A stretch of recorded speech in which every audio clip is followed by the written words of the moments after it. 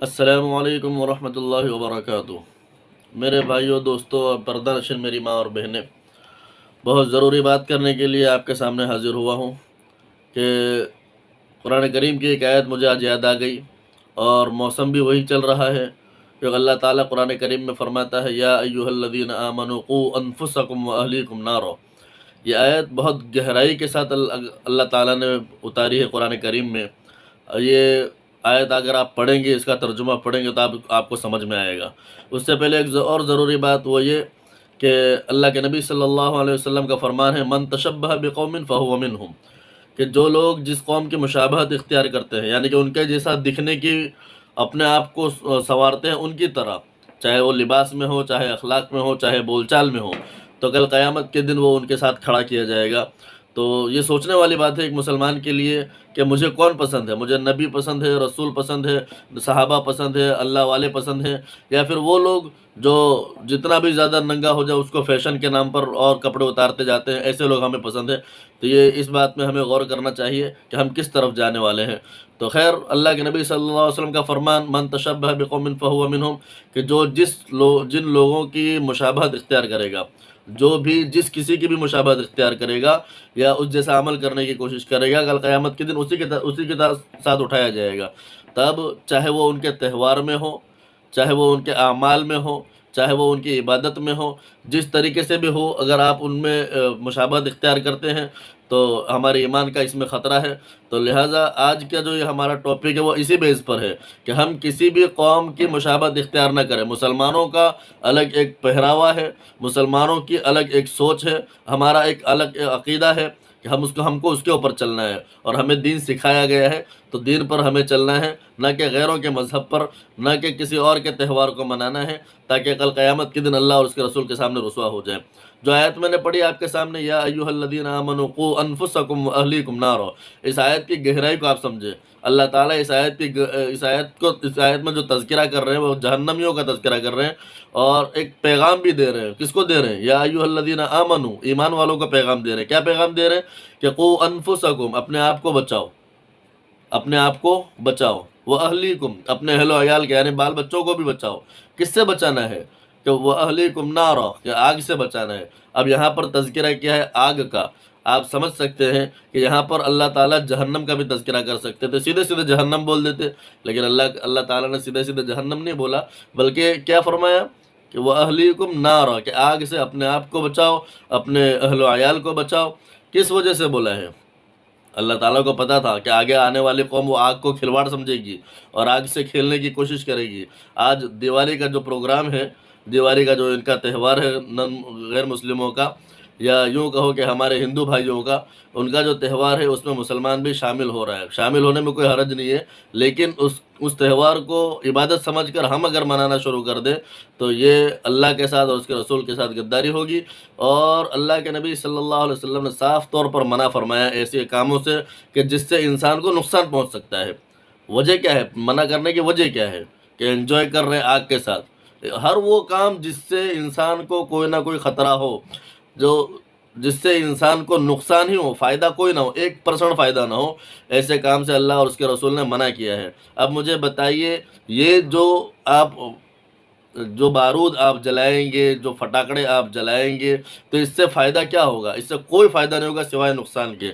اگر خدا نخواستہ کچھ مس انڈرسٹینڈنگ ہو گئی تو آپ کا ہاتھ بھی جل سکتا ہے، آپ کا جسم بھی جل سکتا ہے، اور اگر آپ کا جسم نہ بھی جلے، آپ کا ہاتھ نہ بھی جلے، تو کم سے کم ہمارا جو واتاورن ہے، ہمارا جو ہوائیں چلتی ہیں، تو یہ موسم تو خراب ہو ہی جائے گا۔ اب بارود کے دھوئیں سے لوگوں کو پریشانیاں ہوگی، ہم مسلمانوں کو چھوڑو غیر مسلموں کو بھی پریشانی ہوگی، ان لوگوں کو خاص طور پر پریشانی ہوگی جن لوگوں کو دمے کی بیماری ہے، یعنی سانس لینے کی بیماری ہے، ایسے لوگوں کو بھی پریشانی ہوگی۔ تب ایک مسلمان ہونے کے ناطے ہم کسی کو پریشان کر سکتے ہیں؟ کیا اللہ اور اس کے رسول ہمیں قبول کریں گے؟ بالکل نہیں کریں گے۔ اگر آپ یوں کہو کہ کیا حرج ہے اگر کر ہی لیا تو میرے بھائی پھر وہ حرج والی بات میں واپس دہرانا نہیں چاہتا کہ حرج تو کسی کام کے کرنے میں کچھ نہیں ہے، لیکن آدمی کو اللہ تبارک و تعالیٰ نے عقل دی ہے تو عقل سے کام لینا چاہیے، صرف حرج نہیں دیکھنا چاہیے۔ مجھے بتائیے کہ ہم ہر جمعہ مسجد میں جاتے ہیں نماز پڑھنے کے لیے، کبھی ایسا ہوا کہ امام صاحب کو آپ نے کچھ 100-200 ہدیہ دیا ہو؟ اگر آپ دے دیتے تو کیا حرج ہو جاتا، آپ کے خرچے میں کمی آ جاتی 100-200 سے۔ چلو امام صاحب کو چھوڑو، مؤذن صاحب کو لے لو، کبھی مؤذن صاحب بیچارے 5 ٹائم کی اذان دیتے ہیں، مسجد کی صاف صفائی کرتے ہیں، کبھی آپ نے دیا ان کو کچھ؟ آپ کے دل نے چاہا کہ کبھی ان کو کچھ دے دیا جائے؟ نہیں چاہا۔ چلو ان کو بھی چھوڑو، جو استاد تمہارے بچوں کو، ہمارے بچوں کو صبح شام پڑھاتا ہے، 5 سال 6 سال 7 سال ہمارا بچہ ان استاد صاحب کے پاس پڑھتا ہے، کبھی توفیق ہوئی کہ ایک چائے بھی پلا دی جائے استاد کو؟ نہیں توفیق ہوئی۔ کیا حرج تھی اگر آپ پلا دیتے تو؟ بلکہ بعض مرتبہ تو ایسا ہوتا ہے کہ بچہ 5-5 سال 6-6 سال پڑھ کر جاتا ہے، لیکن اس کا باپ کو یہی نہیں پتہ چلتا۔ تو بات سمجھ میں آ رہی ہے؟ میں یہ کیوں بتا رہا ہوں؟ اس لیے بتا رہا ہوں کہ جو پیسے آپ خرچ کریں گے کہاں پر؟ ایسی جگہوں پر جس سے اللہ اور اس کا رسول ناراض ہو، تو یہ آپ نے فضول خرچی کی، اور قرآن کریم اس بات کی اجازت نہیں دیتا، اللہ اور اس کا رسول اس بات کی اجازت نہیں دیتا۔ کیوں؟ آپ سورہ بنی اسرائیل پڑھیں گے 15ویں پارے میں، تو 26ویں اور 27ویں آیت کو آپ پڑھیں، آیت نمبر 26 اور آیت نمبر 27 آپ پڑھیں، وَآتِ ذِي الْقُرْبَىٰ حَقَّهُ وَالْمِسْكِينَ وَابْنَ السَّبِيلِ، کہ آپ کو اگر خرچ کرنے کا اتنا ہی شوق ہو تو ایک لائن دے دی ہے اللہ تبارک و تعالیٰ نے، آپ ان پر خرچ کریے۔ وَلَا تُبَذِّرْ تَبْذِيرًا، کہ فضول خرچی مت کرو، اللہ خود فرما رہے قرآن کریم میں، کیوں؟ إِنَّ الْمُبَذِّرِينَ كَانُوا إِخْوَانَ الشَّيَاطِينَ، کہ اگر آپ فضول خرچی کرتے ہیں تو آپ کیا ہوں گے؟ شیطان کے بھائی ہوں گے۔ یہ میں نہیں کہہ رہا، یہ قرآن کریم کہہ رہا ہے۔ میں نے آپ کو آیت نمبر بھی بتائی ہے، آپ ترجمے کے ساتھ جا کر وہاں پر پڑھ سکتے ہیں، وہاں پر سمجھنے کی کوشش کر سکتے ہیں۔ تو اب مجھے بتائیے کہ جو لوگ اپنے بچوں کو ان کاموں میں ڈال رہے ہیں، کہ کیا وہ صحیح کر رہے ہیں؟ وہ فضول خرچی نہیں کر رہے؟ اپنے بچوں کو نقصان میں نہیں ڈال رہے؟ خدا نہ خواستہ ان کے بچوں کو کوئی تکلیف پہنچ گئی، آگ لگ گئی، کچھ جل گیا، کچھ ہو گیا، تو ان کے بچوں کی تو ساری زندگی برباد ہو جائے گی۔ آپ اگلے 2-4 دن کے پیپر میں پڑھیے گا کہاں پھر کتنی آگ لگی اور کتنے لوگوں کو نقصان ہوا، کتنے لوگ مرے، کتنے لوگوں کو جلے، تو یہ سب ہوتا رہتا ہے۔ تو میرے بھائی، اپنے آپ کی حفاظت کرنے کا قرآن کریم میں اللہ تبارک و تعالیٰ نے یہ اجازت دی ہے کہ یا ایھا الذین آمنوا قوا انفسکم، اپنے آپ کو بھی بچاؤ، واہلیکم، اپنے اہل و عیال کو بھی بچاؤ۔ کس سے بچاؤ؟ نارا، پہلے دنیا کی آگ سے تو بچا لو میرے بھائی، اس کے بعد پھر آپ جہنم کی آگ سے بچانے کی فکر کرنا۔ ایک تو یہ چیز۔ دوسری چیز کہ ایسے موسم میں اکثر سوالات کیے جاتے ہیں کہ وہ لوگ جن کا یہ تہوار ہے، تو وہ لوگ کچھ مٹھائی وغیرہ عام طور پر دیتے رہتے ہیں، تو وہ کھانا جائز ہے یا ناجائز ہے؟ تو سرے سے اگر دیکھا جائے تو یہ بالکل ناجائز ہے، بالکل۔ وہ کیونکہ انہوں نے کسی اور کے نام پہ کیا ہوا ہوتا ہے، اور ہمارے لیے اللہ کے نام کے علاوہ اگر کسی چیز کو لیا جائے تو وہ چیز ہمارے لیے حرام ہو جاتی ہے، مسلمان کے لیے حرام ہو جاتی ہے کہ اللہ کے نام کے علاوہ کسی اور چیز پر اللہ کے نام کے علاوہ کا نام لیا گیا ہو، یعنی غیر اللہ کا نام لیا گیا ہو، اور وہ چیز ہم کھاویں، یہ مسلمان کے لیے بہتر نہیں ہے۔ اس لیے علماء نے اس کو ناجائز سرے سے قرار دیا گیا۔ البتہ فتاوی محمودیہ میں اتنی اجازت دی ہے کہ ہم کوئی مسلم ممالک میں نہیں رہتے، ہم اسلامی ملک میں نہیں رہتے، ہم غیر ملک میں رہتے ہیں۔ غیر ملک کا مطلب کیا ہوتا ہے کہ ہمارے ساتھ یہاں پر جو ساتھ میں رہنے والے ہیں وہ غیر مسلم زیادہ ہیں، تو اس وجہ سے اسلامی ملک اس کو نہیں کہا جا سکتا، ہندوستان خصوصاً، تو ہم ہندوستان میں ہی ہیں، تو اسلامی ملک اس کو نہیں کہا جا سکتا۔ لہٰذا ہمارا رہنا سہنا دوسروں کے ساتھ بھی ہے، غیر مسلم لوگوں کے ساتھ بھی ہے، تو ہمارے ہندو بھائیوں کے ساتھ بھی ہے۔ تو لہٰذا اگر آپ ان کا دل رکھنے کے لیے اگر وہ کوئی چیز دیں آپ کو، اور آپ چاہو کہ یار اگر میں کھاتا ہوں تو یہ حرام ہے، اور نہیں کھاتا ہوں، تو اگلے بندے کا دل وہ دکھے گا کہ یار میں نے اتنی محبت سے دیا، اس نے کھایا تک نہیں۔ تو فتاوی محمودیہ میں لکھا ہوا ہے کہ اگر آپ اس کا صرف مصلحتاً اس کا دل رکھنے کے لیے اگر آپ کھا رہے ہیں تو آپ کو اس کی اجازت ہے، لیکن صرف اجازت ہے اس کا دل رکھنے کے لیے۔ پھر یہ نہ ہو کہ ہر بندے کے پاس پہنچ جائیں آپ کہ آج تو بھی کھلا، تو بھی کھلا، تو بھی کھلا، سب کا دل رکھنے کا ٹھیکہ آپ نے نہیں لیا ہوا ہے۔ بات سمجھ میں آ رہی ہے؟ تو میرے بھائی، سب کا ٹھیکہ ہم نے لیا نہیں ہے کہ سب کے دل کو راضی کر لیں، ایسا نہیں ہو سکتا۔ ہم اپنے گھر میں سب کو راضی نہیں کر پاتے ہیں تو دنیا والوں کو کہاں راضی کرتے پھریں گے؟ تو میرا خصوصاً اس بات پر توجہ دی جائے کہ آگ سے اپنے بچوں کی حفاظت کی جائے، دنیاوی آگ سے بھی اور اخروی آگ سے بھی۔ اللہ تعالیٰ کا مضمون جو اللہ تعالیٰ نے قرآن کریم میں اتارا ہے، مقصد دونوں ہے اللہ کا کہ دنیاوی آگ سے بھی اپنے بچوں کی حفاظت کرو، خود کی بھی حفاظت کرو، اور ساتھ ساتھ کیا کرو؟ آخرت کی آگ سے بھی اپنے بچوں کی حفاظت کرو۔ وہ کیسے کریں گے؟ وہ ایسے کریں گے کہ ان کو دین کی تعلیم دیں گے، ان کو دنیاوی جو حرام کاریاں ہیں دنیاوی جو لہویات ہیں، لغویات ہیں، جو دنیاوی کھیل کود ہے بے مطلب کے، جس میں نہ کوئی صحت بنے گی آپ کی، نہ آپ کا کوئی فائدہ ہوگا سوائے نقصان کے، اور کچھ نہیں ہو سکتا. تو ایسے کھیلوں سے اپنے بچوں کی حفاظت کریں. ان کو ایکسٹرا اتنے پیسے بھی مت دیں کہ اس طریقے سے یہ کوئی حرکت کر سکے.